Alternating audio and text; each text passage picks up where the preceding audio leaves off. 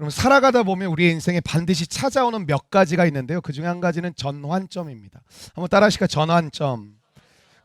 그냥 쭉 흘러가는 시간 같잖아요. 사실은 뭐 어제와 오늘이 크게 다르지 않고 내일이 오늘과 내일이 크게 다르지 않는 삶, 그냥 흘러가는 삶 같지만 반드시 하나님께서 우리의 삶 가운데 주신 한 가지가 있는데 그게 전환점이라는 거거든요.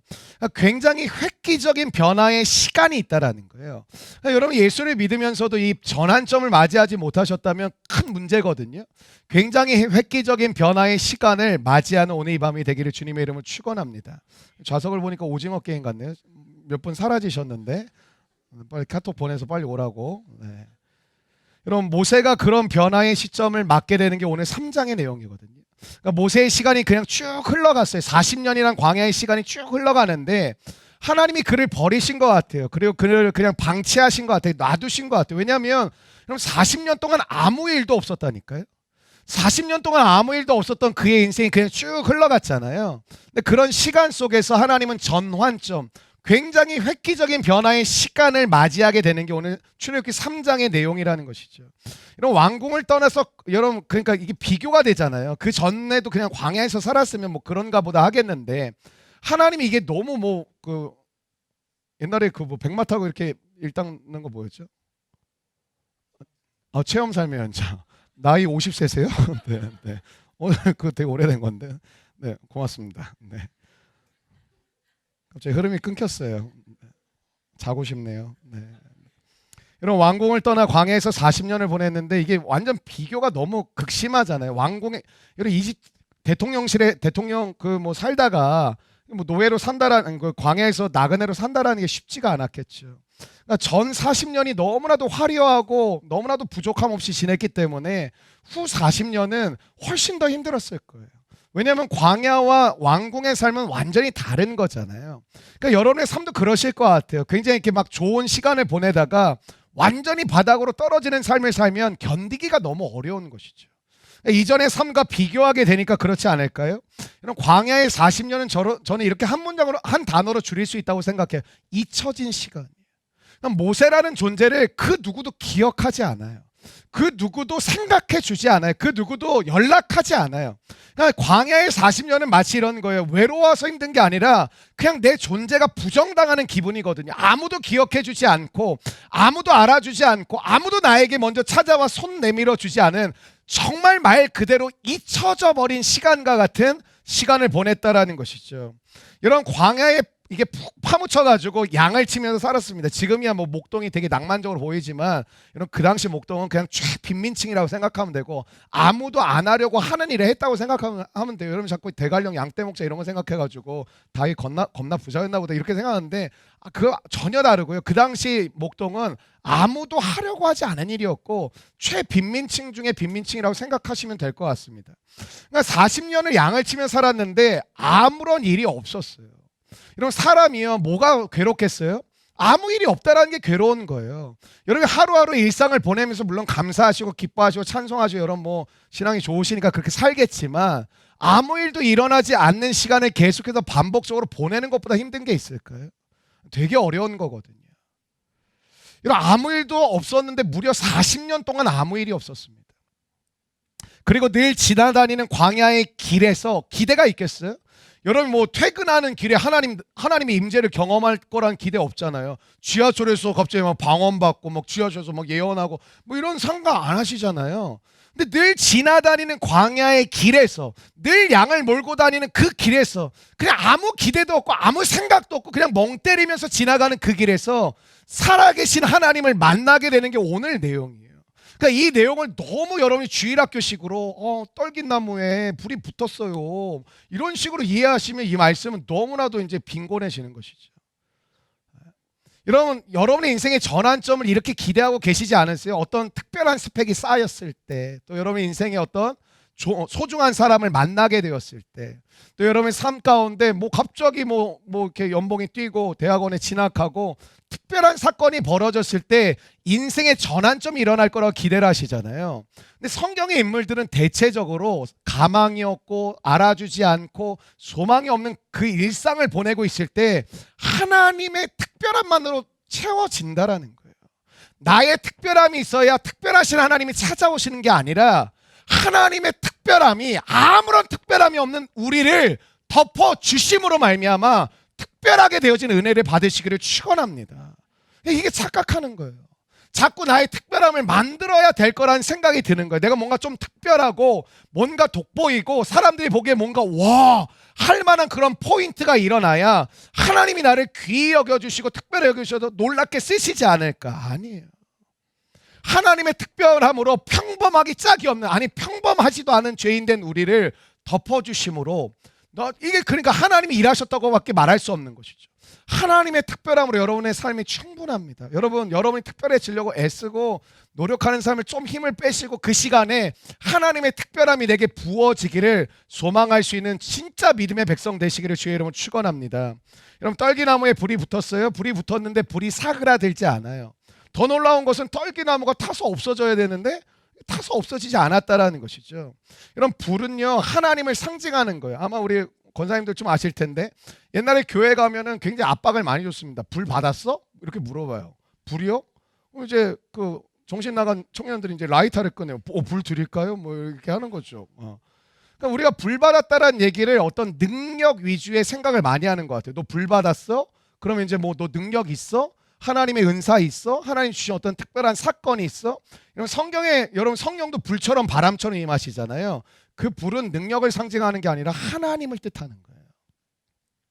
성경에서 오늘 나오는 이 불은 하나님의 임재를 상징하는 것인데요. 모세가 늘 지나다니던 길이었는데 특이한 장면이 벌어지니까 되게 놀랬겠죠. 늘 지나다니던 길이었거든요. 출퇴근길이었는데 근데 갑자기 음성이 들리는 거예요. 가까이 오지 말라. 너가 선 곳은 거룩한 땅이다. 맨날 지나다녔는데 여기를. 그리고 신을 벗으라는 거예요. 중요한 것은 불타는 떨기나무가 기적이잖아요. 여러분, 기적이 중요하신 것 같으세요? 기적보다 더 중요한 것은 기적이 일어난 의미를 찾으셔야 돼요. 홍해가 갈라진 건 엄청난 기적이죠. 근데 홍해를 왜 가르셨는지를 알아야 의미가 있는 거죠. 만나 메추라기를 주신 게 놀라운 기적이죠. 그냥 처먹으면서 감사하다 감사하다, 그건 의미를 모르는 거예요. 왜 이 만나 메추라기를 날마다 주셔서 먹고 살아가게 하시는 의미를 깨달을 수 있어야죠. 이런 중요한 것은 불타는 떨기나무의 기적도 중요했지만 더 중요한 건 음성이 들렸다라는 거예요. 여러분, 이건 우연인 것처럼 보이지만 우연이 아니라 하나님의 계획인 것이죠. 저는 오늘 예배도 여러분을 향한 하나님의 계획인 줄로 믿습니다. 여러분이 오고 싶어서 오신 분 물론 계시겠죠. 저 오고 싶어서 왔습니다. 안 오면 여러분이 찾을까 봐 왔습니다. 저도 성도하고 싶습니다. 피곤하면 안 와도 되니까요. 항상 우리의 삶에 중요한 건 기적이 아닙니다. 기적은 하나의 도구라고 여러분이 여기시면 될 것 같고, 그 기적을 통해서 하나님이 말씀하신 건 뭐냐면 내가 너에게 가까이 왔다라는 거예요. 야, 나 너랑 굉장히 가까이 있어. 그리고 하나님의 특징이 뭔지 아세요? 한번 따라하니까 말을 거신 하나님. 하나님 투머치 토커입니다. 겁나 말 많습니다. 말을 걸어오세요. 아브라함에게도 찾아오셔서 말을 거시죠. 야곱에게도 야곱아 야곱아 하시면서 말을 거세요. 선지자들을 부르실 때도 이사야, 예레미야, 에스겔, 다니엘 다 말을 걸어오시는 하나님을 경험합니다. 우리의 삶에 찾아오셨다라는 것을 어떻게 느끼냐면 하나님이 말씀으로 여러분에게 찾아오신다라는 거예요. 여러분, 교회를 다니는 게 중요한 게 아니라 찬양도 중요하고 기도도 되게 중요하거든요. 근데 말씀이 들려야 돼요. 왜냐하면 찬양을 통해 믿음이 자란다라고 성경에 써있지는 않아요. 믿음의 고백을 드리는 게 찬양이거든요. 기도를 통해서 믿음이 자란다고 말하는 표현은 사실 드물어요. 믿음의 고백이 기도인 것이거든요. 근데 여러분, 로마서 10장 17절 잘 아시나? 그리스도의 말씀을 들을 때 무슨 믿음? 하나님을 향한, 하나님에 대한, 하나님을 위한 믿음이 생긴다고요. 여러분, 오늘 예배의 자리를 여러분 왜 불러주셨을까요? 말을 걸고 싶은 거예요. 하나님이 여러분에게. 여러분이 너무 하나님이 쌩까니까 하나님이 이제 말을 좀 걸고 싶어서 여기 이제 모이게 하신 거예요. 웃으려면 좀 확실히 웃으시고요. 자꾸 나도 지금 마음에서 뚝뚝 끊기니까. 여러분, 많은 그 피식 웃지 말아요. 기분 나쁘니까. 근데 지금 이렇게 발을 정자로 지금 써놓고 있어요.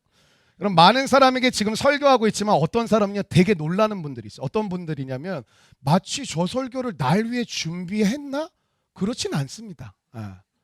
근데 그런 분들이 있어요. 오늘 목사님 설교가 진짜 저를 위해서 하신 말씀 같아요. 근데 또 어떤 지체가 저한테 또 그런 말 하는데 저는 두 지체의 삶을 좀 알거든요. 전혀 다른 결의 삶을 사는데 동일한 말씀을 듣고 저를 향해 말씀하신 줄 알았어요. 저희 집에 CCTV 달아놓은 줄 알았어요. 어떻게 제가 요즘 그런 고민하는지 아셨어요? 몰라요. 그냥 전화라고 해서 전한 거예요. 근데 여러분 은혜가 될 때가 언제인지 아세요? 수없이 많은 사람들에게 말씀은 선포되어지고 있지만 그 말씀이 1대1의 관계 속에 나에게 말씀하신 것처럼 들려질 때 놀라는 거예요. 하나님이 찾아오시는 사건이 뭐예요? 여러분에게 말씀이 들려지는 사건. 나에게 말을 걸어오신 하나님. 여러분 삶이 왜 힘든지 아세요? 하나님은 말을 하시는데 못 듣는 거예요. 여러분에게 말하시고 또 말하시고 말씀하시는데 못 듣는 거예요. 그럼 하나님이 찾아오시는 사건은 뭐예요? 예배를 통하여 말씀하시기도 하고 기적을 통하여 말씀하시는데 모든 것들의 궁극적 목적은 뭐예요? 여러분에게 말씀을 하길 원하신다는 거예요. 여러분 그렇잖아요. 우리가 이제 며칠 오면 탄자니아 가는데 우리 하나님의 사랑을 전하러 가는 거라면서요. 그럼 가기 전에 제일 중요한 준비는 뭘까? 하나님과 원활한 소통이 된 상태로 가야 되겠죠. 그래야 되지 않겠어요? 이런 고통이라는 것도 똑같지 않을까요? 뭐 그런 말 들어보셨죠? 기분 나쁜 말인데 고통은 하나님의 확성기다. 왜 확성기냐? 평소에는 우리가 귀를 기울이지 않으니까 하나님 치는 거예요. 여러분 이제 하나님께 집중하거든요. 고쳐달라, 치유해달라. 하나님의 말씀이 크게 들리는 것이죠. 여러분의 삶 가운데 하나님은 계속 어떤 거를 유심히 보는지 아세요? 여러분의 삶 가운데 하나님보다 큰 게 생기잖아요. 그럼 쳐요. 친다라는 거 오해하지 마세요. 뭐 저주한다 이게 아니라 여러분에게 이 사인을 줘요. 그러니까 저와 여러분의 삶 가운데 하나님보다 커지는 게 생기면 하나님이 사인을 주세요. 중요한 것은 뭐냐? 한번 따라해요. 하나님이 나에게 찾아오신다. 어떠세요? 설교 한 지금 18분 했는데 오신 것 같으세요? 오셨으면 끝내려고요. 준비했으니까 해보겠습니다. 하나님의 형상대로 지음받은 인간은 하나님과 대화가 되도록 지으셨어요. 사실 태초에 하나님 인간을 지으셨을 때 인간은 하나님과 대화가 되도록 그게 정상이에요 원래는. 근데 뭐로 인하여 깨졌죠? 죄로 인하여 하나님과 대화하는 채널이 끊어졌어요. 상식적으로 말씀드릴게요. 하나님과 대화하는 채널은 생각입니다. 하나님이 왜 마음을 정결하게 하길 원하시는지 아세요? 여러분의 마음과 생각을 통해 하나님과 대화가 이루어집니다. 하나님의 실제적인 육성을 듣는 분들이 가끔 있어요. 근데 내가 보면 정신이 오늘 같은 날 조심해야 돼. 오락가락 할 때 주님, 주님. 주님 계속 얘기하실 거 영어로 wake up, 깨어나라. 여러분 내가 예수 그리스도를 믿고 하나님의 자녀가 되었다라는 것은 뭐냐면 하나님과 끊어졌던 대화의 채널이 다시 복구되었다는 거예요. 하나님의 자녀로서 최고의 영광이 뭔지 아세요? 여러분 사람들이 멘토 만나기를 요즘 원하잖아요. 청년들이 특히 20, 40대가 인생의 멘토 만나기를 되게 원하거든요. 근데 멘토를 만난다는 게 뭐예요? 그 사람의 경험과 그 사람의 지식과 그 사람의 삶의 모든 것이 농축되어진 그 이야기를 듣고 싶은 거예요. 왜냐하면 멘토의 한마디는 때로는 책 100권인 것보다 훨씬 나을 때가 있거든요. 그 사람의 강의 1시간 딱 들으면 정리가 안 되었던 세계가 딱 정리가 되는 것처럼 느껴질 때가 있거든요. 자, 그럼 이런 거에 운동도요. 끼리끼리 하시면 절대 안 늘어요. 뭐 탁구 자매다 하면 뭐 웃다가 끝나잖아요. 한 번씩 거의 뭐 정신 나간 애들이에요. 그냥 한 번씩 뭐 이게 왔다 갔다가 안 되니까 서로 화를 못 내요. 같은 수준이니까. 여러분 우리 교회 여자들 풋살이 안 나는 이유가 자기네들끼리 즐거워요. 싸워야 되는데 즐거워. 뭐 공방실 뭐 이렇게 달려가. 실력이 안 늘죠. 감독말 더럽게 안 들고 막 해랑 간사가 해라 기록 코치가 해라 하는데 우리 방식대로 할게. 그럼 왜 감독으로 왜 세운 거예요? 니들이 그냥 하지. 밥 먹을 때만 하나 돼서 다 모이고 연습합니다. 백유진 계속 연습합니다. 그럼 혼자 나와서 연습하고. 오늘 왜 이렇게 웃기죠 내가? 잠을 안 자야 웃기나 보네. 그러니까 하나님이 우리와 대화의 채널이 바뀔 때 그때가 위대한 전환점이 오는 시간. 여러분 전환점은 내가 만들 수 있는 게 아니에요. 여러분 커리어 쌓는다고 전환점을 내가 만들 수 있는 것도 아니고 외모를 고친다고 해서 여러분 내가 전환점을 만들 수 있는 것도 아니고 여러분이 뭐 학위를 딴다고 해서 여러분이 전환점을 만들 수 있는 돈을 엄청 번다고 해서 여러분의 인생의 전환점을 오면 여러분 길을 모르는데 내가 어떻게 전환점을 만듭니까? 내가 달려갈 길이 뭔지 난 모르는데 내가 어떻게 전환점을 만들겠냐고요. 길을 안다 그러면야 전환점을 만들 수 있겠죠. 근데 내가 달려갈 길, 난 내가 태어나고 싶어서 태어나는 것도 아니고 내가 언제 끝나는지도 모르는 인생인데 난 내가 가는 길도 잘 모르고 지금도 불안할 때가 있고 확신이 없을 때가 되게 많은데 내가 어떻게 내 인생의 전환점을 만들 수 있겠어요? 불가능한 이야기죠. 하나님의 음성을 듣는 밤이 되기를 축원합니다. 하나님이 왜 듣기를 원하시면 전환점을 만들어주길 원하시는 거예요. 그분이 여러분의 시작인 줄로 믿습니다. 그분이 여러분의 끝이 되어 주실 거예요. 그래서 우리 인생의 전환점은 다른 게 아니고 나를 찾아오시는, 나에게 말을 거시는 그 하나님과의 대화의 채널이 복구가 되어지고 회복이 되어질 때 인생의 전환점을 경험하게 돼요. 그렇지 않으면 죄송하지만 여러분과 저는 광야에서 계속 사는 거예요. 광야가 뭐죠? 결핍의 장소예요. 몰라요. 어디로 길이 없어요. 오로지 추구할 건 기적밖에 없어요. 내 힘이 무용지물 되는 것이. 여러분 왜 기운이 빠져요? 세상에서 그토록 공부하고 열심히 정말 새벽부터 밤까지 뛰어다니는데도 여러분 만족스러워요 솔직히? 그게 광야의 삶이거든요. 한 고비 넘으면 또 한 고비가 찾아오고 한 파도를 넘으면 또 파도가 기다렸던 듯이 나를 덮치려고 하고 있고. 그래서 여러분 우리의 인생은 반드시 전환점, 획기적인 변화의 시간을 한 번은 꼭 맞이를 하셔야 돼요. 오늘 4절 말씀 한번 같이 읽어보실까요? 4절 말씀입니다. 시작. 여호와께서 그가 보려고 돌이켜 오는 것을 보신지라 그를 불러 이르시되 모세야 모세야 하시매 그가 이르되 내가 여기 있나이다. 하나님이 모세의 이름을 부르시죠. 모세야 모세야. 이름을 부르신다라는 건 하나님이 모세를 아신다라는 거예요. 여러분 옆 사람 보시겠어요? 이름 알아요? 한번 불러보시겠어요? 장년한테 반말 까면 안 됩니다. 네. 40년 동안 광야에 묻혀 있었는데 누가 모세를 알아주겠냐고, 누가 모세의 이름을 불러주겠냐고. 40년 동안 아무 일이 없이 그냥 그날이 그날이고 그날이 그날인 삶을 살아가는 모세의 이름을 불러줄 사람도 없거니와 그의 존재를 알아줄 사람도 없거니와 그의 가능성을 봐줄 사람도 없는데 하나님은 모세에게 찾아오셔서 떨기나무 가운데 가장 먼저 하신 일이 무엇이냐면 모세야 모세야 이름을 부르셨어요. 그를 알아주셨다라는 거죠. 나 너 알아. 아무도 너를 모르지 지난 40년 동안. 근데 나는 40년 동안 너를 지켜보았어. 난 너를 잘 알아. 여러분 특별히 여러분이 극심한 상처와 아픔 가운데 쩔어서 살잖아요.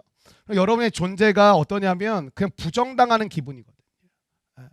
그때 여러분의 인생 가운데 하나님이 가장 먼저 하시는 일은 뭐냐면 여러분을 알고 계시다라고 말해주길 원하는 거예요. 그게 뭐냐면 여러분의 이름을 불러주는 거예요. 여러분 이름만 아시는 게 아니에요. 오늘 여기에 굉장히 중요한 세 가지 동사가 나오거든요. 7절 말씀에 보면 세 가지 중요한 동사가 나오는데 한번 같이 읽겠습니다. 시작. 여호와께서 이르시되 내가 애굽에 있는 내 백성의 고통을 분명히 보고 말미암아 부르짖음을 듣고 그 근심을, 세 가지가 나와요. 고통을 분명히 보고, 그들이 그들의 감독자로 말미암아 부르짖음을 듣고 그 근심을 알고, 보고 듣고 알고, 이 세 가지 중요한 동사가 나옵니다. 그럼 동사는 뭐 행동하는 뭐 이게 역할이죠.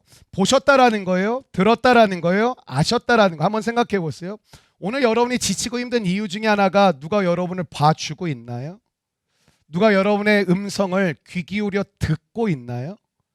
그리고 누가 여러분의 근심까지도 잘 알고 있나요? 여러분 우리 인생 가운데 이 세 가지 동사가 무너지면 삶이 무너져요. 보고, 듣고, 알고. 여러분 관계의 기본의 세 가지 언어입니다. 보고, 듣고, 알고.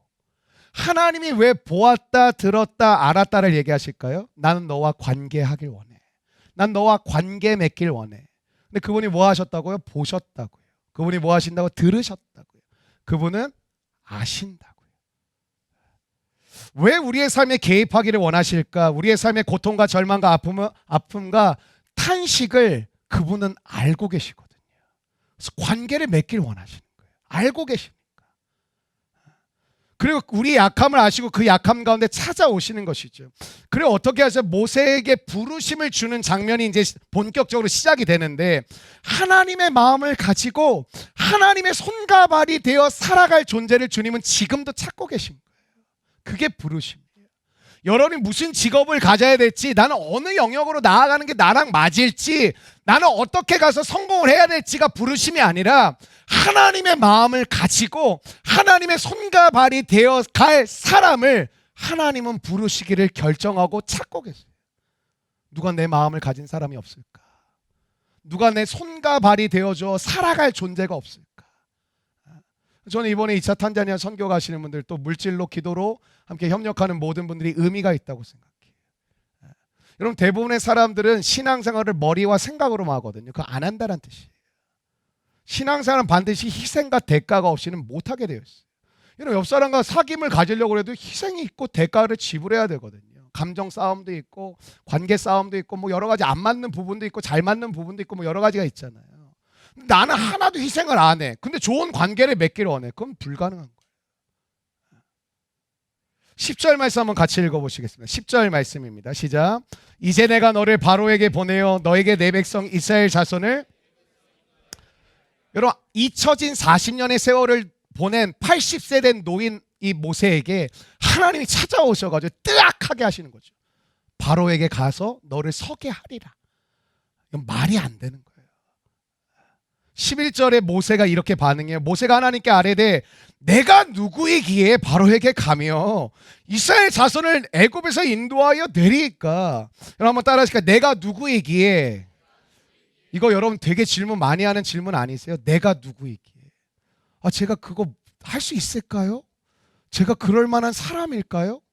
제가 그거 감당할 만한 그릇일까요? 그거예요. 내가 누구이기에. 여러분, 매우 중요한 질문을 하나님께 하죠. 하나님, 내가 누구입니까? 되게 웃기죠. 제가 이러는 거야. 앞에 우리 해랑 갔을 때 나는 누구지? 무슨 느낌인지 아시겠죠? 너는 누구지 해야 되는데 나는 누구지 해라마? 3, 2, 1. 하나님께 묻는다는 게 이상한 거죠. 내가 누군데요? 여러분, 그 당시 이집트라면 최고의 문명을 자랑하는 나라였고 그 나라의 최고의 권력을 가진 사람이 바로였잖아요. 바로 왕이었잖아요. 근데 그 사람인데 40년 동안 광야에서 양똥 치우면서 뒹굴던 노인 모세가 그 앞에 어떻게 갈 수 있냐고요. 근데 하나님이 그 역할로 부르셨다라는 거예요. 그러니까 모세가 대답하는 건 내가 누구이기에 거기 어떻게 갑니까? 여러분, 모세는 지금 이런 거예요. 내가 누구입니까? 여러분, 제가 교회에서 이제 목회를 하다 보니까 뭐 사역을 같이 제안할 때도 있고 뭐 크게 제안은 뭐 많이 하지 않지만 이렇게 콜링할 때가 있는데 대부분 대답이 그거예요. 목사님, 제가 할 수 있을까? 하고 싶은 마음은 있는데 제가 할 수 있을까요? 제가 남한테 폐를 끼치면 어떡할까요? 다 그게 이거예요. 내가 누구이기에. 목사님, 저는 그렇게 중요한 역할은 못할 것 같고 그냥 뭐 이렇게 작은 역할 이렇게 맡겨주시면 제가 하겠습니다. 제가 작은 역할을 부탁을 해요. 그럼 주차를 해달라. 그거 너무 큽니다. 더위도 이겨야 되고 추위도 싸워야 되고. 하지 말라고. 여러분, 모든 인류의 역사에 모든 인간들이 가지고 있는 방황의 핵심적인 이유는 뭘까요? 여러분, 왜 방황한다고 생각하세요? 내가 누구이기. 그래서 방황하시는 거예요. 여러분, 이거는 나이 먹는다고 해결되는 거 아닙니다. 40대가 되고 50대가 되고 60대가 되어도 내적으로는 방황하고 계시는 분들이 있어요. 보고 싶으세요? 그럼 교회 갈 때 엘리베이터 타지 말고 2층에 당구장을 한번 열어보세요. 방황하고 있는 족속들이 있어요. 그걸로 만족이 안 되면 지하 1층에 PC방 문을 열어보세요. 방황하고 있는 족속들이 있습니다. 여러분, 우리는 우리 자신에 대해서 과대평가를 해요. 나에 대해서 과대평가하는 사람들이 있어요. 또 하나는 뭐냐면 나를 너무 과소평가하는 사람들이 있어요. 여러분, 어떤 류의 사람이신 것 같으세요? 과대평가하는 사람인 것 같으세요? 과소평가하는 사람인 것 같으세요? 대답은 집에 가서 하셔도 되고요. 둘 다 자기에 대한 바른 평가가 아닙니다. 답은 없는 거예요. 둘 다 바른 평가는 아니에요. 우리의 삶의 실패는 대부분 자신에 대한 잘못된 평가에서 나오는 거예요. 그러니까 잘못된 평가에서 잘못된 길로 나아가는 것이죠. 내가 나를 너무 몰라도 너무 모르는 것이죠. 그러니까 여러분, 쓸데없는 일 여러분 두려워하는 여러분 자신이 싫죠. 내가 누구이기에가 정리가 안 된 거예요. 내가 왜 이렇게 작은 일에 늘 매일까? 왜 아무것도 아닌 일에 나는 이렇게 신경을 써야만 되는 걸까? 그냥 지나가다가 누가 뭐 너 좀 그런 거 아닌 것 같아. 한마디 딱 던지면 일주일 내내 그 생각에서 왜 나는 못 벗어날까? 나 왜 이렇게 좀 강하고 담대하지 못할까? 그냥 왜 이거 좀 넘어가고 뭐 그런가 보다 하고 쳐내지 못하는 것일까? 내가 누구이기? 여러분 삶은 어떠세요? 저는 되게 가끔이 아니라 청소년 시절 그렇게 쩔어 살았어요. 나중에 지나면 걱정할 게 아닌데 늘 걱정했었고요. 염려할 게 아니었는데 늘 염려했었고요. 두려워할 게 아닌데 늘 두려워했었어요. 그게 저라는 인생이었어요. 그리고 어떤 때는 너무도 아무것도 아니래 실패하는 저의 모습을 보는 거예요. 교만했던 거예요. 여러분, 모세는 한때 자신이 대단한 사람인 줄 알았어요. 과대평가하고 살았죠. 하나님의 도우심을 통해 무언가 하려고 하지 않고 자기의 권세와 능력과 자기의 지혜를 통해 내가 구원해 줄게. 그걸 했어요. 내가 구원해 줄게. 내가 보여줄게. 내가 너희들 자유케 해줄게. 그래서 죽이다가 이제 미디안 광야로 도망치잖아요. 왕궁에서 지낸 40년은 아주 그냥 탄탄대로를 걸었죠. 뭐예요? 부풀대로 부풀어 오르는 시간이에요. 여러분, 현대사회는 자꾸 여러분의 자아를 부풀게 만듭니다. 있는 것도 없으면서 마음은 겁나 부풀게 만들어요. 그리고 우리가 뭐가 된 것처럼 착각해서 살게 만들어요. 그게 무서워요. 사람이 학이 딱 따잖아요. 무서워요. 좀 이름 있는 직장 딱 들어가잖아요. 무서워요. 연봉 좀 올라가잖아요. 무서워요. 사업에서 성공 좀 하잖아요. 무서워요. 그래서 늘 제가 듣는 소리는 제가 그랬어요? 그래서 비비탄 총 쌀라고요. 세상 무서운 줄 모르고 행동하다가 결국은 실패하고 깨닫는 게 참 안타까움이죠. 미디안 광야에서 40년을 지내는 동안에 이제 모세는 자갈질 대로 작아져 이제 이렇게 고백합니다. I'm nobody. 나 아무것도 아닙니다. 나 아무것도 못합니다. 자기는 80세가 된 광야에 묻혀 사는 노인이지 내가 뭘 할 수 있다고 나 바로 앞에 갈 수 있는 그럴 만한 사람이 내가 누구입니까? 내가 누구이기에 내가 어떻게 거길 갑니까? 여러분, 광야에 살았던 40년의 인생이 왜 비참한지 아세요? 여러분의 인생이 광야라면 우린 두 가지를 안 해요. 내가 누구인지 알 바가 아니에요. 그리고 내가 누구인지 알려고 하지 않아요. 그냥 먹고 마시고 입고 사는 것이 전부예요. 내가 누구인지 알려고 하질 않아요. 맛있는 거 먹으면 그냥 웃고 좋고, 뭐가 부족하면 또 근심하고 걱정하고, 뭐가 좀 일이 잘 풀리면 감사합니다 감사합니다 하고, 뭐가 또 좀 막히면 완전히 바닥에 추락해가지고 아무도 안 만나고 그냥 뭐 동굴을 파 들어가서 살아요. 왜? 나를 알려고 하지 않는 것이 광야예요. 변화가 없는 것이거든요. 뭐가 변화가 있어야 나를 알아가려고 하고 내가 그렇게 시도도 하고 모험도 하죠. 아무런 변화가 없는 땅에서 사니 내가 누구인지 알려고 할 필요가 있을까요? 그냥 새끼 식사 먹으면 감사한 거고, 그냥 내게 주어진 용돈 정도 채워지면 감사할 뿐인 거예요. 이런 광야와 같은 세상에 사는 우리도 마찬가지죠. 우리 현대인들의 특징이 열심히 지치도록 최선을 다해 삽니다. 하루하루 살아요. 그런데 문제는 뭐예요? 내가 누구인지 아는 사람을 전 만난 적이 별로 없어요. 목사님 보시기에 저는 뭘 하면 좋을 것 같아요? 제가 청년상 한 20년 했잖아요. 이게 결혼한 자와 결혼하지 않은 자가 다 똑같아요. 주제가 와서 상담하는 게 진로, 결혼하기 전엔 연애, 진로, 연애, 관계, 거의 딱 고민이 있어서 오면 거의 이 세 가지예요. 거의. 근데 이런 거죠. 질문해 볼 거예요. 내가 누구인지, 나는 어떤 삶을 살아야 하는지, 내 삶의 목적은 무엇인지, 나는 어떤 가치가 있는지 아세요? 여러분, 삶이 어려워서 어려운 게 아니에요. 내가 누구인가를 모르는 현실은 모든 게 어려운 거예요. 모든 게 어려운 거예요. 내가 누구인지를 모르는데 여러분, 이 변수가 수없이 일어나는, 여러분이 원하지 않는 일들이 수없이 벌어진 이 세상이 얼마나 여러분에게는 스트레스겠어요. 여러분, 왜냐하면 결국에는 여러분이 돌고 돌아서 돌아오는 본질적 질문은 딱 이거예요. 난 누구지? 난 누구지? 그게 너무 수준 낮게 끝나는 거예요. 자매들은 이제 결혼하고 출산하고 정력 단절되면 그때 이제 고민을 좀 하기 시작하는 거고, 형제들은 실패를 거듭하면 그때 좀 고민하거든요. 사실은 그때 고민하는 때가 아니에요. 사실은 10대 때 고민해야 돼. 10대 때. 여러분 힘들어도 내가 누구인가를 알면 견뎌낼 수가 있어요. 다니엘이 참 어리지만 정체성이 분명했거든요. 그러니까 하나님의 백성이라는 아이덴티티가 너무나도 명확하고 선명했던 어린 소년이었어요. 여러분 소년이란 게 우리가 있죠. 이런 거죠. 우리 교회 이제 뭐 이번에 초등학생 3명 가는데 선교 우리가 퀴즈들을 딱 볼 때 뭐 초등학생 퀴즈라고 해야 될지 모르겠지만 일단 뭐 조이풀 퀴즈 하면 우리가 초등학생 보면 우리는 제한된 시선으로 봐요.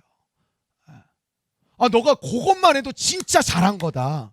야 너가 그렇게만 해도 진짜 대단한 거다. 근데 그 기준으로 30대를 보면 못한다 그래요. 근데 다니엘은 10대 소년이었어요. 10대 소년은 그냥 밝게 살면 그냥 이 포로시 때 잘하는 거예요. 근데 얼마나 이 10대 소년이 선명했냐면 하나님의 백성이라는 정체성이 너무 분명했어요. 이런 그가 자신의 모든 행동을 만들어내 이런 거잖아요. 오늘 육체적으로 저도 좀 피곤하거든요. 뭐 어제도 교회에서 2시간 반 자고 뭐 그 전전날도 교회에서 한 3시간 자고 뭐 여러분이 낮에 제가 여기서 자는 줄 아는데 설교 한번 해보실래요? 아직 주일이 남았다라는 겁니다. 그리고 전 다음 주에 선교를 갑니다. 할렐루야. 근데 원망할 게 없어요. 내가 이때 하겠다고 했어요. 내년부터는 곰곰이 생각해보고 일정을 잡으려고 합니다. 화수목금도 너무 긴 것 같다는 생각이 들고 새벽에 예배 드렸는데 저녁에 예배 드릴 필요 있나? 이런 생각이 오늘 문득 들었습니다. 그럼 자습 좋아하시잖아요. 자습. 나도 자습하고 여러분도 자습하고 그러다 카페에 만나면 서로 당황하고 지난 2주 동안 저는 정체성의 힘이라는 걸 느꼈어요. 육체적으로는 좀 피로했었어요. 진리의 말씀을 여러분에게 먹여야 한다는 담임 목사라는 조이풀교회 담임 목사라는 그 정체성이 초인적인 힘을 저에겐 발휘한 것 같아요. 제가 3시간 자고 하루 종일 안 잤거든요. 그리고 2시간 반 자고 오늘도 하루 종일 안 잤어요. 뭐 이거 준비해야 돼. 나 오늘 왜 집에 못 갔냐면 이거 준비가 안 끝나가지고 못 갔다 왔어요. 근데 힘겹고 어려운 순간이 있었지만 그 순간을 버티게 한 건 저의 체력도 아니었고 저의 어떤 뭐 다른 요소도 아니었고요. 뭐 여러분들이 또 뭐 커피를 계속 사다 주셔가지고 계속 지금 각성이에요, 각성. 너무 고맙죠. 막 뭐 갑자기 뭐 목양실 똑똑하고 들어오면 뭐 커피 갖다 주고 뭐 이런 지체들이 꽤 많이 있어서 커피 많이 수혈을 했어요. 뭐 홍삼도 때려 붓고 뭐 비타민도 너무 과다 섭취하고 근데 그것도 힘이 됐는데 정체성이 저를 초인적인 힘을 발휘하게 한 것 같아요. 말씀의 꼴을 먹여야 되는 정체성. 제가 다른 일이었으면 못 일어났을 것 같아요. 제가 어제 성경 공부가 밤 8시에 시작이 됐거든요.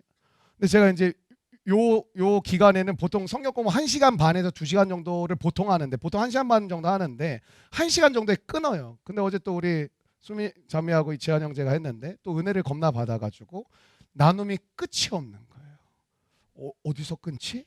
생각하는데 끝이 없는 주의 사랑 계속 나. 근데 제가 어제 눈이 너무 아프더라고요. 저는 이제 내가 너무 필요할 때 오는 게 눈이 되게 따갑고 이게 어렵거든요.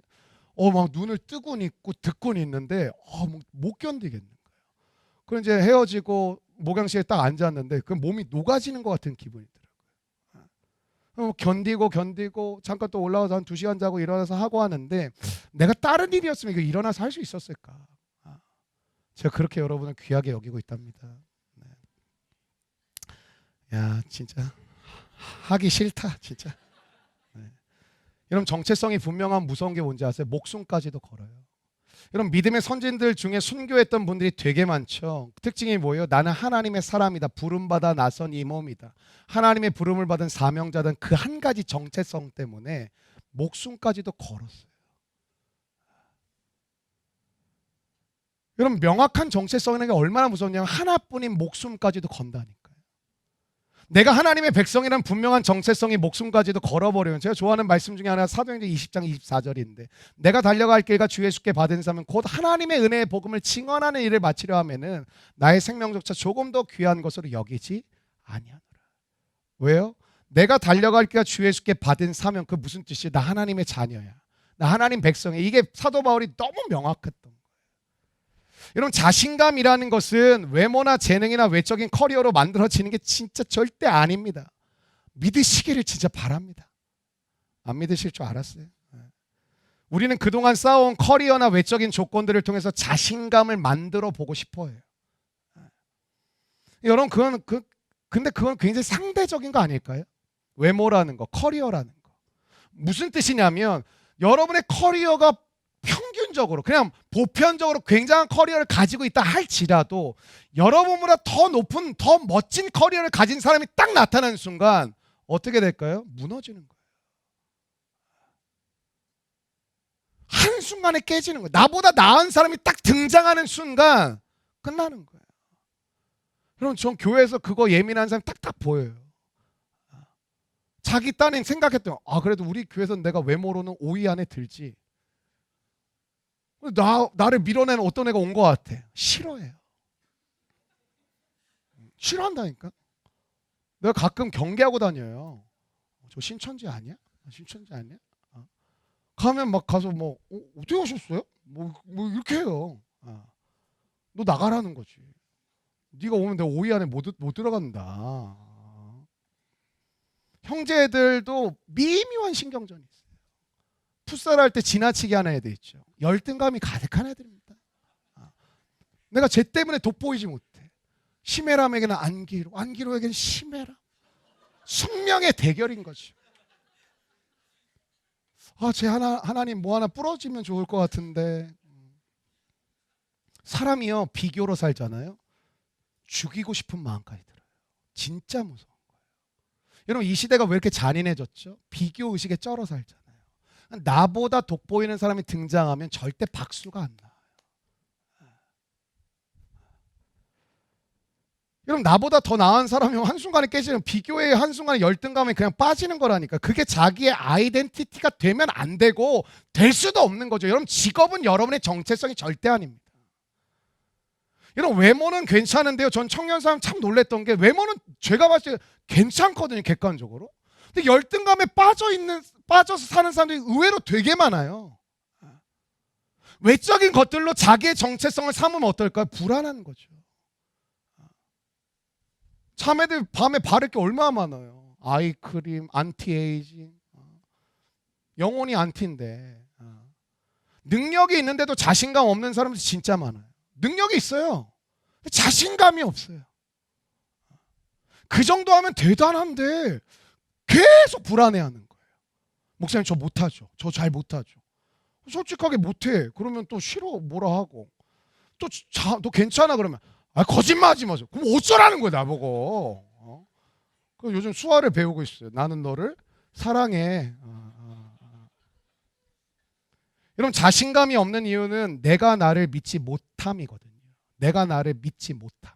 그게 자신감이 없는 거예요. 여러분 내가 나를 믿지 못하는 상태는 어떤 건지 아세요? 그보다 바닥은 없어요. 내가 나를 믿지 못하는 그런 모습보다 바닥은 없다고요. 여러분 자신감이 결여된 게 단순한 문제가 아니라 자신감이 결여되었다는 건 어쩌면 바닥을 치고 계실지도 몰라요. 능력이 있는데도 자신감이 없는 사람들 너무 많고 외모가 괜찮은데도 열등감에 빠져있는 사람들 너무 많아요. 여러분 나는 좀 살 빠지면 괜찮을 것 같아요. 빼세요 그러면. 그 슈퍼모델 한혜진이 했던 말 중에 굉장히 인상적인 말이 몸 외에는 내가 통제할 수 있는 것이 없음을 깨달았다라는 거예요. 진짜 그렇더라고요. 잠 안 자니까 살이 좀 빠지는 것 같아요. 심적으로. 아직 올라가진 않았어요.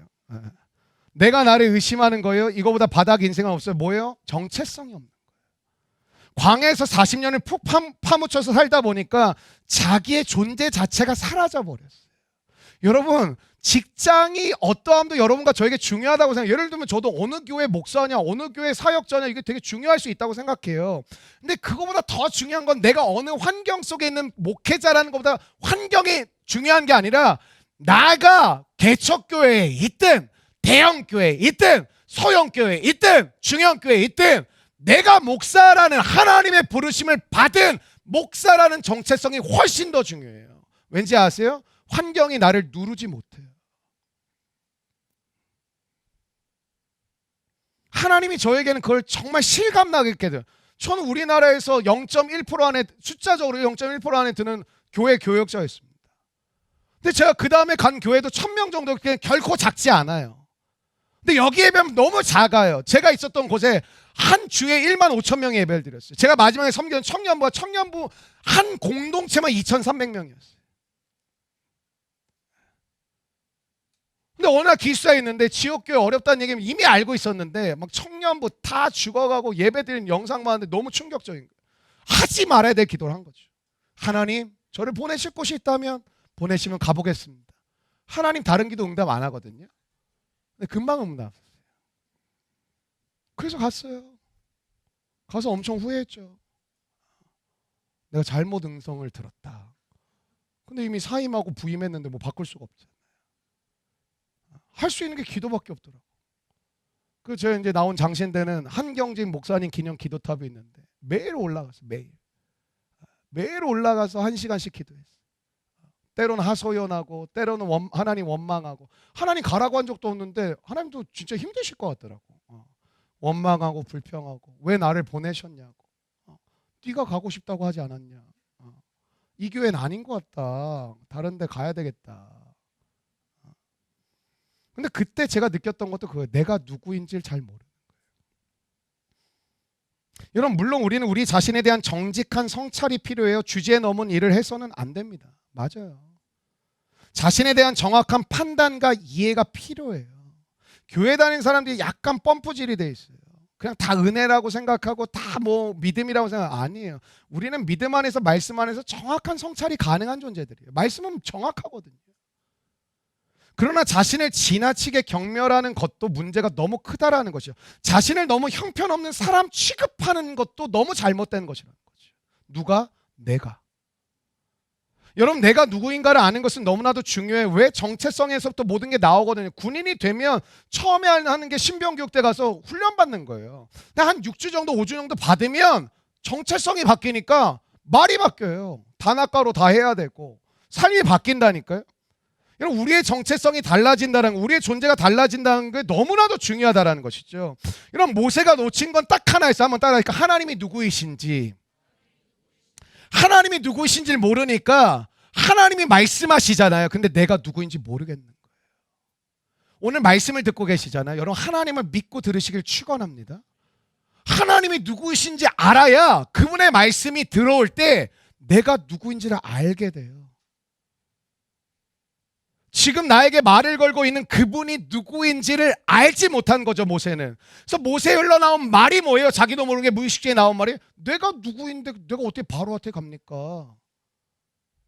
여러분, 우리는 하나님을 만나기 전엔 모든 게 불안한 존재예요. 왜냐하면 다른 거 다 떠나서 뭐 능력도 부족하고 지혜도 지식도 부족, 그것도 맞는데 내가 누구인지를 알 수가 없어요. 왜? 나를 시작하신 분이 그분이고 나를 만드신 분이 그분이고 나의 목적을 가지고 계신 분이 그분이에요. 그러니까 우리 알 수가 없어요. 여러분, 베드로를 보십시오. 예수님을 배신하는 실패를 경험한 이후에 자신감이 완전히 사라져버렸어요. 디베랴 바닷가로 도망을 갑니다. 여러분, 세상에 어떤 일이라도 두 가지 하지만 숨거나 도망치지 마세요. 그럼 진짜 끝나요.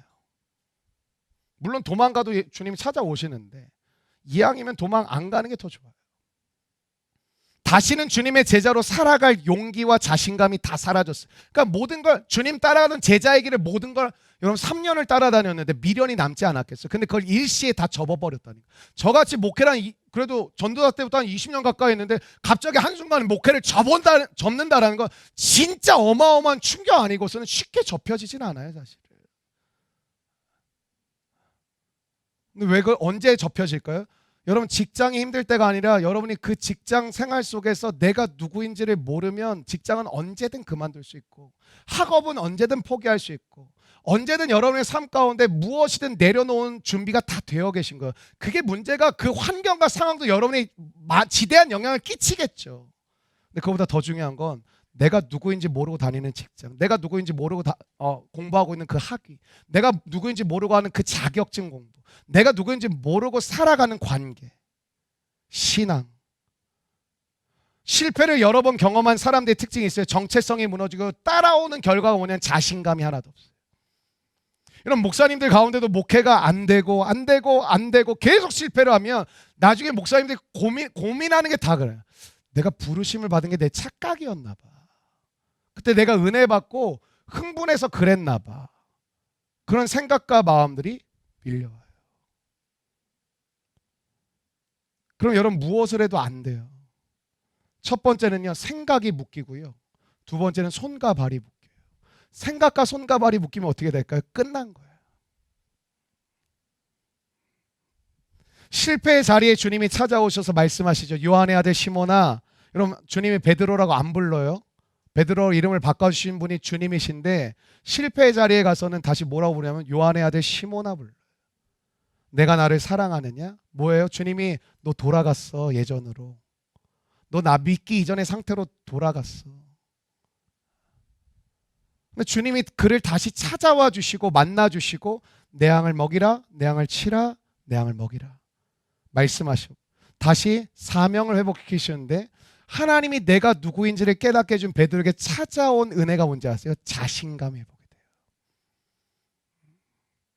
그거 어떻게 알죠? 다시 그 길로 가요. 여러분 사명이 없어서 안 가시는 게 아니라 어쩌면 사명을 믿는 그 이후에 찾아와야 되는 자신감 회복이 없으니까 알긴 아는데 발걸음이 잘 안 떼죠. 실패감과 좌절감에 빠져있는 베드로의 자신감을 회복시키셔서 주님의 제자로 다시 일어서게 만드셨다라는 것이죠. 여러분 모세 역시 그를 짓누르고 있었던 것은 40년 동안의 실패였어요. 40년 전에 실패했었잖아요. 근데 그 실패가 40년 동안 계속되어졌어요. 그리고 그 자존감을 계속 흔들어 놓았어요. 자신감을 뭉개버렸어요.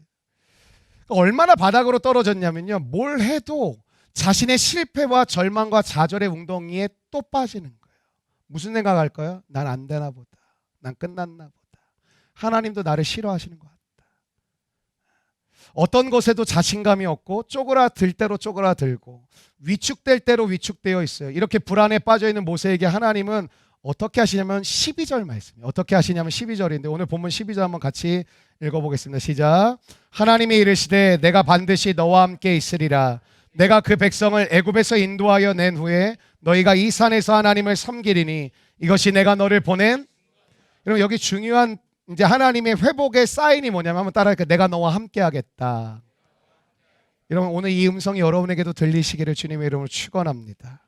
자신감이 하나도 없는 실패에 쩔어 있는 베드로와 모세에게 주님은 찾아오셔서 하시는 말씀이 내가 너와 함께 하겠다. 내가 너와 함께 하겠다. 내가 너와 함께해서 함께 할 테니 너는 이제 가서 너의 고통하는 백성을 이 이집트 땅에서 구원해내라. 내가 너와 함께 하겠다. 이 말은 어떤 의미를 담고 있냐면 너가 잘났느냐 못났느냐는 나에게 전혀 중요하지 않다. 너는 잘나서 쓰임받는 것 같고 못나서 쓰임 못 받는 것 같지. 내가 너를 쓸 때는 너가 잘났는지 못났는지 하나도 중요하지 않다. 그거를 깨닫게 하시는 거예요. 내가 너와 함께 하겠다는 그런 뜻이에요. 내가 너와 함께 할 테니 용기를 좀 내봐. 내가 너를 붙잡고 있는데 야 자신감 좀 가져봐. 내가 너를 돕고 있는데 야 도전 좀 해보라니까. 그게 아니에요. 내가 너와 함께 하겠다는 뜻은 내 명예를 걸고 너를 통해 그 일을 하겠다라는 거예요. 하나님의 명예를 걸고 하나님의 자존심을 걸고 당신의 백성을 이끌어내도록 모세를 통하여 일하시겠다라는 거예요. 하나님이 당신의 이름을 걸고 모세라는 대표 선수를 파송하신 것이죠. 전 이번 우리 탄자니아 선교가 그렇게 되기를 간절히 소망합니다. 주님의 명예를 걸고 하나님의 자존심을 걸고 우리를 보내는 발걸음이 되기를 간절히 소망합니다. 내가 너와 함께 하겠다. 여러분 이 약속의 말씀은요. 성경은 다 약속이잖아요. 올드 테스트먼트, 오래된 약속, 뉴 테스트먼트, 구약 신약 새로운 약속. 최고의 약속은 내가 너와 함께 하겠다. 그게 뭐예요? 임마누엘, God with us. 하나님이 우리와 함께 하신다. 여러분 오늘 여러분이 신앙의 많은 부분을 잃어버렸어도 괜찮아요. 근데 이거 잊어버렸으면 끝나는 거예요. 내가 너와 함께 하겠다. 그 약속. 내가 너를 붙들어 주겠다. 그러므로 우리의 자존심의 근거, 자신감의 근거는 외적인 조건이 아니라 뭐라고요? 하나님이 나와 함께 하겠다. 그걸 믿으시기를 축원합니다. 그러면 나와 함께 하시는 그 하나님은 누구인지 알아야 우리가 뭐 같이 따라가겠죠. 하나님은 자신의 이름을 사람들에게 모세는 하나님의 이름을 사람들에게 알려주길 원했어요. 그러니까 하나님이 누구신지를 알고 싶다라는 거예요. 나를 부르신 당신은 누구이십니까? 그분을 알고 싶다라는 거거든요. 13절 말씀이에요. 13절 시작. 모세가 하나님께 아뢰되 내가 이스라엘 자손에게 가서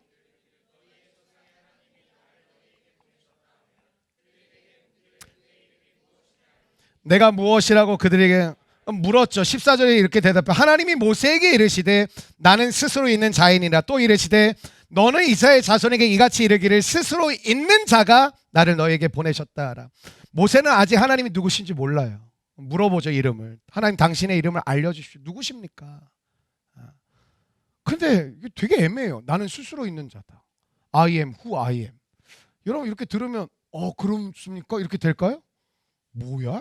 이렇게 되지 않을까요? 물론 하나님께 시하는 건 아니지만 하나님이 당신의 이름을 알려주신 것처럼 보이는데 어떻게 보면 알려주시지 않은 것 같기도 해요.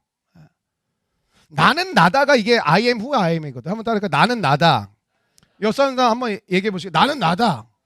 어떤 감정이 드세요? 손절하고 싶죠. 하나님 지금 그런 거야. 하나님 이름이 무엇입니까? 알고 싶고 전하겠습니다. 나는 나다.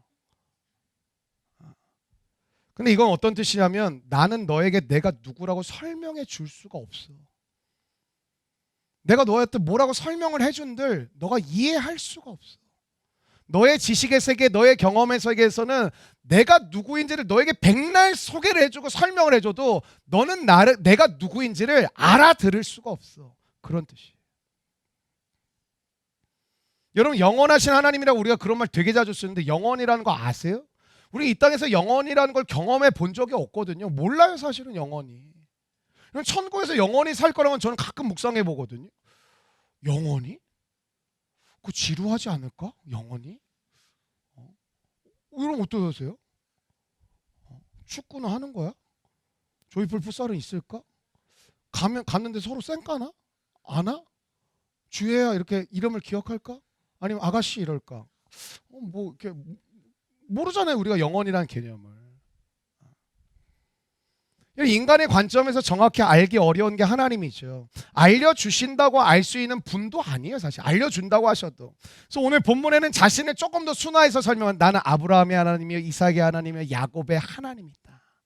무슨 말이에요? 아브라함과 이삭과 야곱이 계속 연결되어 왔잖아요. 그 관계가 하나님과의 관계가. 뭐냐면 그 관계성 속에서 아브라함의 하나님을 한번 너가 많이 들었지 생각해봐. 너 이삭의 하나님 많이 들었지. 그 당시 성경은 없으니까 생각해봐. 너 야곱의 하나님도 많이 구전으로 들었지. 생각해봐. 그리고 너도 그렇게 살아봐. 여러분 우리가 하나님을 알 수 있는 방법은 뭔지 아세요? 여러분이 말씀과 기도와 순종이라는 삶을 통해서 조금씩 하나님께 다가가면 하나님의 이 모호했던 하나님이 조금씩 구체적으로 바뀌어가기 시작해요. 그걸 쌓아가는 거예요. 하나님 이런 하나님이시구나. 이 말씀이 이런 뜻이구나. 이 말씀을 이렇게 이루신다는 거였구나. 그렇게 우리는 하나님을 알아가는 거예요. 그럼 모세는 스스로 있는 자라고 말씀하신 하나님을 구체적으로 알아가죠. 어떻죠? 10가지 재앙으로 이집트의 군대뿐만 이집트 나라가 뭉개지는 것을 두 눈으로 봐요. 하나님은 이집트를 이기실 수 있는 분이구나. 여러분 오늘 우리가 뭐가 메말랐는지 아세요? 신앙적 경험이 없어요. 성경 공부도 많이 하고 우리 교회도 성경 공부 엄청 많이 하잖아요. 9월 달부터 또 이제 사무엘상하, 열왕기상하, 뭐 역대상하까지 할지 모르겠는데 또 하거든요. 홍해를 건너면서 뭘 느꼈을까? 하나님은 바다도 하나님의 말씀으로 가르칠 수 있는 거구나. 스스로 있는 자라는 그 이해가 안 됐던 하나님이 10가지 재앙을 통해 만나와 메추라기를 통해 구름 기둥과 불길을 통해 조금씩 선명하게 알아가기 시작하는 거예요. 교회 백날 다녀보십시오. 하나님 몰라요. 종교적인 관습만 배우는 거죠. 그러니까 똑같은 거예요. 하나님 내가 순종하고 열심히 신앙생활 할 테니 헌금도 많이 하나님 마음 상하지 않게 드릴 테니 저한테 복을 주십시오. 여러분이 좋아하는 말씀 있잖아요. 30배, 60배, 100배. 저는 겸손하기 때문에 100배는 원하지 않습니다. 하나님 30배만 한번 땡겨 주시면 제가 섭섭지 않게 하겠습니다. 우리는 하나님에 대한 경험이 없는 거예요. 이렇게 열심히 사역하고 이렇게 새벽을 깨우고 이렇게 밤에 나와 예배하고 기도를 함에도 불구하고 하나님에 대한 경험이 쌓여가야 되는데 하나님에 대한 경험이 빈곤해지니 뭐가 없어요? 선명해지지 않아요. 분명해지지 않아요. 돈은 확실하게 믿어져요. 근데 하나님은 확실하게 믿어지진 않아요. 왜? 돈에 대한 경험은 매일 하시잖아요. 그래서 우리가 할 일은 뭘까? 한번 따라하실까? 하나님을 찬양하자. 그럼 찬양은 아무나 할 수 있는 것 같지만 아무나 할 수가 없습니다. 찬양은 언제 진정한 찬양이 나오냐? 하나님의 일하심을 목격한 자만이 진짜 찬양이 터집니다. 그 사람은 찬양을 하라고 해서 하는 것이 아닙니다. 홍해가 갈라지고 난 다음에 여인들이 먼저 막 흥분했습니다. 소고를 치면서 우리 이번 사물놀이 팀처럼 4명이 나와가지고 덩기덕동 뭐 추면 이제 뭐 난리가 나는 거죠. 굿인지 예배인지 잘 모르겠지만 뭐 할 때가 뭐 그게 그거 아니겠습니까? 뭐 주님만 찬양하면 됐지. 모든 장단의 주인이 하나님이신데 뭐 이거에 아멘을 하고 쓸데없는 거 이렇게. 여러분 우리의 인생의 커리어는 뭐예요? 내 잘난 맛에 취하게 만드는 거예요. 사실 우리 인생의 커리어. 근데 그게 아니라 하나님이 누구이신가를 조금씩 경험하면서 하나님에 대한 경험이 하나님이 누구이신지를 알게 하고 그 하나님에 대한 신뢰를 갖게 되고 하나님과 일상에서 동행한다라는 것이 먼 이상한 나라의 이야기처럼 들렸는데 그것이 무엇인지 실제처럼 바뀌는 것이죠. 아, 하나님과 동행하며 산다는 건 이런 거구나. 하나님이 나를 눈동자처럼 지켜봐 주신다 이런 거구나. 여러분 하나님 안다라는 것은 단순히 지식적인 알미 아니라 우리의 삶에 구체적으로 경험하는 것이죠. 그럼 우리가 어떻게 하냐면 우리가 간증이라는 것을 통해 사실 느낄 수 있는 거거든요. 여러분 교회 소그룹 모임이 진짜 아름다울 수 있거든요. 한 주 동안 각자의 삶의 자리에서 주님과 동행하며 살던 사람들이 모이잖아요. 끝나지가 않아요. 그리고 그 이야기가 경청이 돼요. 왜? 난 그 이야기를 너무 좋아하거든요. 내가 그렇게 사니까. 그러니까 이게 결이 다 안 맞는 거예요. 누가 하나님의 얘기를 하면 왜 이렇게 길게 하는 거야. 간사님 왜 사인 안 줘? 그리고 또 간사가 뭐 이렇게 할 수는 없잖아요. 끊으라고. 저도 목회 여정에서 온몸에 소름이 돋을 만큼 너무나도 정확하신 하나님을 경험하게 하실 때마다 하나님을 신뢰해야 되는 거구나. 때를 따라 역사하신 하나님을 경험하게 하시고 내가 구한 것보다 더 넘치도록 부어주신 하나님을 경험하게 하시고 하나님을 경험하는 것이 쌓여가니 나중에는 하나님이 내 인생에 가장 크다라는 게 뭐예요? 하나님을 믿는 게 자연스러워지는 거예요. 별로 갈등하는 시간이 여러분 왜 우리가 믿음의 결단이 오래 걸리는지 아세요? 여러분 안에 하나님과 동등한 것이 너무 많은 거예요. 돈도 커리어도 학위도 하나님도 믿는 거죠. 근데 성경은 뭐라 그래요? 하나님만 믿으라는 거죠. 모세는 다시 백성에게 시선을 옮기는데요. 자막을 통해 출애굽기 4장 1절 한번 보실까요? 출애굽기 4장 1절 시작. 모세가 대답하여 이르되 그러나 그들이 나를 믿지 아니하며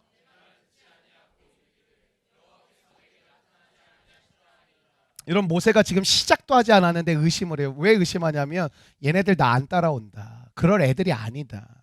우리는 무언가를 하려고 할 때마다 신경 쓰이는 게 꼭 하나가 있습니다. 사람입니다. 사람. 우리가 뭔가 잘 안 되면 사람 탓할 때가 많아요. 그 인간이 안 도와줘가지고 내가 그런 거다. 그 인간이 질이 안 좋다. 사람 때문에 일이 안 되면 우리는 실패의 요인을 다른 사람들에게 돌리는 경우가 많아요. 다른 사람을 정죄하고 판단하는 것이죠. 여러분 변명을 잘하는 사람들의 특징들이 있습니다. 주변 사람들이 나를 도와주지 않았다는 마음에 원망이 있는 사람들이. 부모가 나를 안 도와줬다고, 형제들이 나를 안 도와줬다고 그 책임을 다른 사람에게 돌리는 것이죠. 주변 사람들이 무능하기 때문에 여러분이 무능하신 것입니까? 자신의 무능을 가리기 위해서 주변 사람들을 그렇게 이용하는 것은 아닐까요? 그러나 여러분 기억하십시오.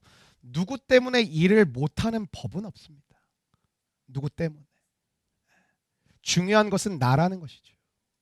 하나님은 주변 사람들과 상관없이 나를 사용하여 하나님의 나라를 이뤄가실 줄로 믿습니다. 하나님은 나에게 관심이 있는 거예요. 교회 와서 제발 자식 기도 그만하시고 부모 기도 주변 나중에 해도 돼요. 나를 위해 충분히 먼저 기도하셔야 돼요. 그럼 파송기도 잘 하시잖아요. 주님 내가 여기 있사오니 죄를 보내소서. 제가 봤을 때 제가 딱 준비가 됐습니다 하나님. 지금입니다. 부활하신, 그럼 자기는 선교 신청 안 하면서 야, 너 가면 좋을 것 같아. 니 나가요.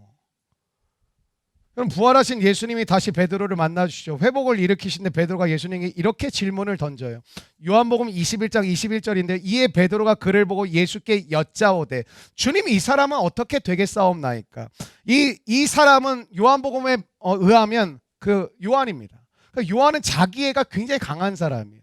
그러니까 우리가 이런 자매들 있잖아요. 예를 들면 뭐 소영이란 이름인데 소영이는 피자 좋아해.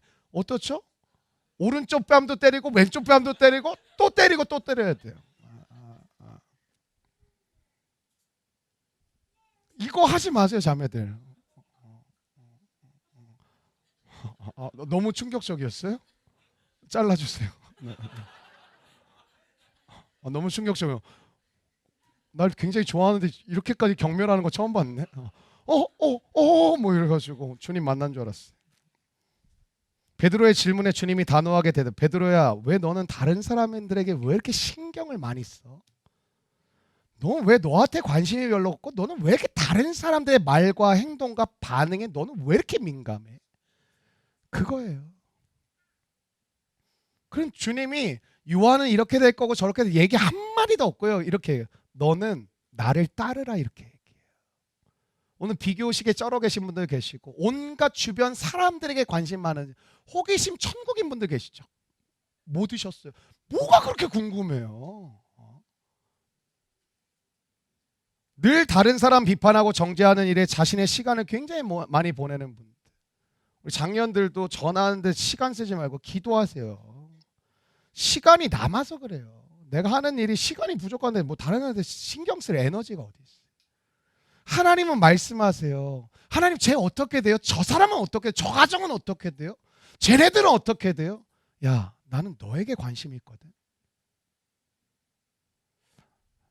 여러분, 왜 회복이 안 되는지 아세요? 자신에게 집중하지 않는 거예요. 하나님 회복을 시켜놓는데 쟤는 어떻게 돼요? 저 사람은 어떻게 돼요? 저 같은 거는 저 교회는 어떻게 돼요? 저 목사는 어떻게 돼요? 야, 나는 너를 통해 일할 거거든. 난 너를 사용할 거야. 야, 신경 쓰지 마. 이런 교회 안에서 왜 우리가 갈등이 많죠? 나보다 남을 너무 신경을 많이 써요. 가끔 이런 사람도 있어요. 누가 뭐가 생겼대. 근데 난 잘 몰라. 진짜 위에서 전화하는 사람이 있고요. 그 궁금한 거 캐내려고 전화하는 사람도 있어요. 왜 그래? 뭐 때문이야? 그것도 자기 위에 주는 줄 알고 다 술술 얘기해. 그 사람은 이제 배달부야. 쿠팡이야. 쿠팡 직원이었어. 새벽 배송, 로켓 배송 계속 해요. 여러분, 우리가 사역하다가 협조 안 하는 지체들이 있어요. 사람들이 있어요. 상관없어요, 여러분. 상관없다고요. 그런 사람 있어도. 하나님은 나를 통해서 역사하시는 거예요. 누가 내 옆에 협조를 안 했다고 일이 안 되지 않아요. 원망과 불평을 하는 사람의 특징이 뭐예요? 자기는 쏙 빼놔요. 누가 잘못해서 내가 누구 때문에 피해를 받았고 누구 때문에 내가 마음이 어렵다고. 자기는 없어요. 여러분, 나를 반대하고 방해하는 사람이 있어도 그걸로 스트레스 받지 마세요. 나를 반대하는 사람 때문에 될 일이 안 될까요? 아니요. 성경을 보세요. 다 반대예요. 다. 여러분, 하나님의 역사는 악인들의 손에 달려있지 않아요. 우리 구주 예수 그리스도의 손에 달려있는 줄로 믿습니다. 되고 안 되고는 하나님이 결정하시는 거예요. 악인이 아무리 나를 죽이려고 해도 안 죽어요. 결론은 하나님이 내리시는 대로 끝나는 거예요. 여러분, 이스라엘 백성들 인도하시는데 모세를 사용해. 야, 내가 너를 통해 출애굽하고 너가 리더다. 너가 지도자야. 어때요? 그럼 하나님이 나를 부르시면 백성들이 막 순응하고 막 부드럽고 잘 따라오고 야, 가자 하면 예, 알겠습니다. 뭐 이래야 되는데 백성들이 거칠게 저항해요. 엄청나게 나중엔 대적도 해요. 근데 하나님의 결론은 뭐예요? 그 백성들을 끌고 가시게 하죠. 물론 이제 모세는 내가 봤을 때 거의 뭐 우울증 공황장애 다 달고 있었을 거예요. 하나님 부르심 앞에 순종하고 나아갈 때 누가 욕을 해도 흔들리지 마세요. 아니, 왜 욕하는 소리를 계속 묵상하냐고. 그 가운데 여러분을 들어 사용하시는 주님의 말씀에 묵상을 하셔야지. 싸우거나 다툴 일도 없어요. 누가 여러분 욕하면 그냥 씩 웃고 끝내요. 넘어가면 돼요. 근데 잘 웃어야지 또 이제 한쪽만 올리면 이제 싸우니까. 이런 모세가 누구 앞으로 가요? 바로 왕이에요. 절대 권력자. 인간적으로 보면 말도 안 되는 사람. 기가 죽을 수밖에 없어요. 근데 주님 뭐냐? 내가 함께 갈게. 내가 너의 지지자야. 내가 너의 후원자야. 그리고 하나님이 요거 하고 이제 말씀하시고 내 손에 이르게 너 손에 있는 게 뭐냐 질문하세요. 지팡이요. 그럼 지팡이는 어떤 메시지를 담고 있을까? 가끔 이 지팡이 갖고 설교하는 난 목사님들 보면 되게 신기하다고 생각하는데 지팡이는 아무 의미가 없어. 그 지팡이에요.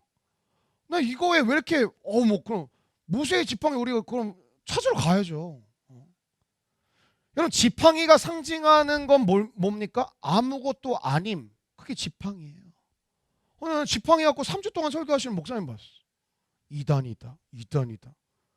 하나님이 뭘 보여주길 원하셨을까요? 던져라. 던졌더니 뱀이 됐어요. 깜짝 놀랐죠. 하나님이 다시 뱀의 꼬리를 잡으라. 그럼 뱀 꼬리 잡으면 어떻게 될까요? 죽어요. 그럼 뱀은 머리를 잡는 거지 꼬리를 잡으면 물려요. 머리를 잡아야 돼요. 뱀 몰라요? 데리고 와요? 하나님이 다시 뱀의 꼬리를 잡으라 그러죠. 뱀 꼬리 잡으면 사실 이거 물릴 수 있고 죽을 수 있거든요. 머리를 잡아요. 근데 꼬리를 잡으면 물리는데 뱀 그 꼬리를 잡는 순간 다시 지팡이가 돼요. 여러분 이게 뭘 이야기하는 거냐면 하나님이 모세에게 굉장히 시각적인 메시지를 주시는 거예요. 시각적 이제 교보제를 쓰시는 거죠. 지금 모세에게 굉장히 초급적인 시각 자료를 제공하시는데 하나님이 이래요. 내 맘대로 할 거야. 이런 거예요. 내 맘대로 돼. 그런 거예요. 하나님이 원하시는 대로 된다는 걸 보여주시는 거예요. 야, 걱정하지 마. 내가 원하는 대로 돼. 그냥 이게. 이래도 되고 저래도 돼. 꼬리 잡아도 되고 머리 잡아도 돼. 하나님이 마음대로 하실 수 있다는 걸 보여주시는 거예요. 여러분 성경을 통해서 우리에게 주시는 메시지는 뭐야? 하나님은 하나님의 마음대로 하세요. 모세가 쥐고 있는 지팡이라고 지팡이, 뱀, 지팡이 되게 하는 이 사건을 통해 뭐야? 넌 나만 믿으면 돼. 끝이에요. 우리가 신앙생활하면서 해야 될 것 중에 하나가 뭘까요? 하나님이 하시는 걸 봐야 돼요. 이거 있는 사람과 없는 사람 하늘과 땅 차이에요. 하나님이 하신 걸 본 사람, 하나님이 하신 걸 보지 못한 사람, 그건 신앙이 완전히 다를 수밖에 없어요. 저는 하나님이 하시는 걸 보게 되시길 주의 이름으로 축원합니다. 10년, 20년 교회 왔다 갔다 해도 여러분 이걸 해보지 못한 사람은 신앙이 머리를 벗어나질 못해요. 늘 머리에서만 역사해요. 머리에서.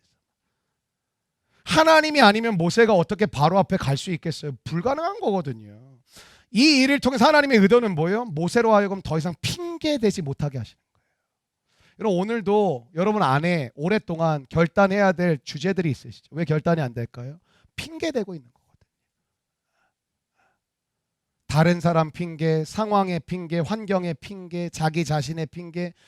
이 지팡이와 문둥병의 사건으로 뭐예요? 더 이상 핑계댈 수 없게 만드셨어요. 야, 내 뜻대로 돼. 넌 그냥 가면 돼. 하나님이 하시는 일은 하나님만 믿고 가면 돼요. 나의 실력과 상관없고 나의 형편과 상관없고 내가 실수해도 내 실수까지도 쓰세요. 중요한 건 뭘까요, 여러분? 믿음이에요. 누구에 대한 믿음이요? 하나님에 대한 믿음이에요. 설교를 더 하면 쓰러질 것 같아서 마무리하겠습니다. 여러분 나이가 들어간다고 내가 커져가는 게 아니고 신앙의 연수가 더해진다고 내가 커져가는 게 아니고 여러분 믿음이 커져야 내가 커집니다. 아멘 좀 해주시면 안 됩니까? 끝날 거라니까요. 오늘 유두고 나올 때까지 설교할까요? 유두고 뭐 또 알아야 웃지. 바울이 설교할 때 3층에서 졸다가 떨어지니까 언제 끝나 하다가 이제 떨어지니까 여기 4층입니다. 3층 아니에요. 여러분 그 믿음이 커져가는 것은 하나님이 누구이신가를 경험해 간다라는 것이겠죠. 믿음이 커져간다. 하나님은 어떤 능력이든 드러내실 수 있는 하나님 이론적으로 알고 계신데 마음으로도 믿고 삶으로도 믿으세요? 머리로 믿는 건 저도 알아요. 여러분 머리로 믿고 계신 거. 근데 그걸 마음으로도 믿고 삶으로도 믿으시냐고요. 하나님은 모든 것이 가능하시고 능치 못함이 없으시고 그분의 뜻대로 이루실 수 있고 그분이 계획하신 바는 무조건 성취하실 수 있는 전지전능하신 분은 여러분 머리로 알고 계신데 마음으로도 믿고 삶으로도 믿으시냐고요.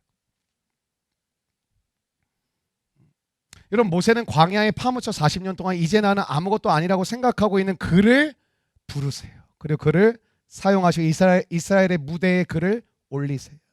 하나님이 사용하시면 된다라는 걸 보여주시는 거예요. 핑계 대지 마. 내가 하는 대로 돼. 여러분 그 믿음이 없는 우리는 어떻죠? 세상의 악함을 보고 쫄았다가 사람들의 여론을 통해 또 마음이 두려웠다가 막 믿음을 드러내는 게 너무 어렵죠. 하나님은 오늘도 여러분에게 찾아오시는 줄로 믿습니다. 하나님이 모세에게 찾아오셨던 것처럼 말입니다. 우리의 삶에 찾아오셨다고 뭐 여러분의 삶에 관여하시고 책임지시고 인도하시고 함께 하시겠다는 거예요. 여러분 오늘 여러분의 삶에 하나님이 나를 붙들고 계시다라는 사실, 그 손에 붙잡힌 바 된 내 삶은 이제 내가 나를 믿는 게 아니라 내가 나를 믿으면 한순간에 박살이 나잖아요. 나를 붙들고 계시는 하나님을 믿는 거예요. 그게 뭐라고요? 여러분의 인생에 정말 획기적인 변화, 전환점이라고요.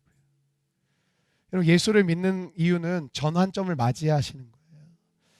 여러분 지난 8일 동안, 2주 동안, 8일 동안, 뭐 정확하게 8일 동안 우리가 새벽을 함께 깨우면서 주의 말씀을 함께 나누고 시냇가에 심은 나무라는 주제를 가지고 우리가 시냇가에 심은 나무인데 왜 못 될까? 첫 번째는 마귀의 시험을 넘어서야 된다. 또 하나는 신앙의 본질을 회복해야 된다. 조이풀이 그렇게 살아갈 것을 믿습니다. 근데 오늘 우리가 한번 도장을 찍자고요. 그 삶은 어떤 삶이냐면 인생의 전환점과 같은 시간이라고요. 오늘 이 밤에 우리가 지난 2주 동안 또 새벽을 열심히 깨우신 분들 좀 피로하시겠지만 잘하면 입신할 수 있어요. 세상과 나는 간고도 없고 주님만 보이는 것 같은데 주무셔도 돼요. 들어눕지만 않으시면 되고. 들어놓으면 중풍병자인 줄 알고 누가 데려가니까.